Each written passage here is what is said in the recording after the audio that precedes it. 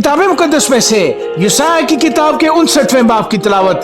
देखो खुदावंद का हाथ छोटा नहीं हो गया कि बचा न सके, और उसका कान भारी नहीं कि सुन न सके, बल्कि तुम्हारी बदकिरदारी ने तुम्हारे और तुम्हारे खुदा के दरमियान जुदाई कर दी है, और तुम्हारे गुनाहों ने उसे तुमसे रुपोश किया, ऐसा कि वो नहीं सुनता, क्योंकि तुम्हारे हाथ खून से और तुम्हारी उंगलियां बदकिरदारी से आलूदा हैं। तुम्हारे लब झूठ बोलते और तुम्हारी जुबान शरारत की बातें बकती है। कोई इंसाफ की बात पेश नहीं करता और कोई सच्चाई से हुज्जत नहीं करता। वो बतालत पर तवक्कल करते हैं और झूठ बोलते हैं। वो ज़ियानकारी से बार बार होकर बदकारी को जन्म देते हैं। वो उफई के अंडे, सीते और मकड़ी का जाला तनते हैं। जो उनके अंडों में से कुछ खाए मर जाएगा, और जो उनमें से तोड़ा जाए उससे अफई निकलेगा। उनके जाले से पोशाक नहीं बनेगी, वो अपनी दस्तकारी से मुलब्बस न होंगे। उनके अमाल बदकिरदारी के हैं और जुल्म का काम उनके हाथों में है। उनके पांव बदी की तरफ दौड़ते हैं और वो बेगुनाह का खून बहाने के लिए जल्दी करते हैं। उनके ख्यालात बदकिरदारी के हैं, तबाही और हलाकत उनकी राहों में है।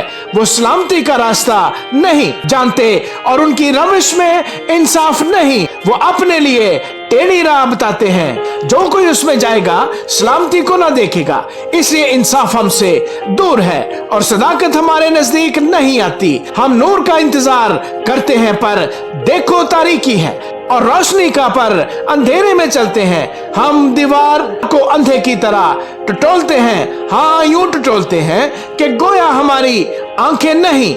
हम दोपहर को यूं ठोकर खाते हैं गोया रात हो गई। हम तंदुरुस्तों के दरमियान गोया मुर्दा हैं। हम सब के सब रीछों की मानद घुराते हैं और कबूतरों की तरह कुड़हते हैं। हम इंसाफ की राह तकते हैं पर वो कहीं नहीं, और निजात के मुंतजर हैं पर वो हमसे दूर है।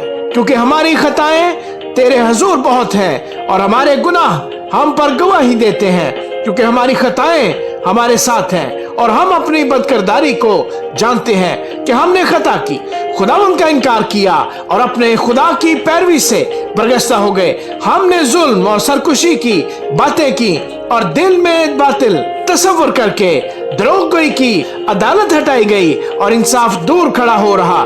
सदाकत बाजार में गिर पड़ी और रास्ते दाखिल नहीं हो सकती। हाँ, रास्ते गुम हो गई और वो जो बदी से भागता है शिकार हो जाता है।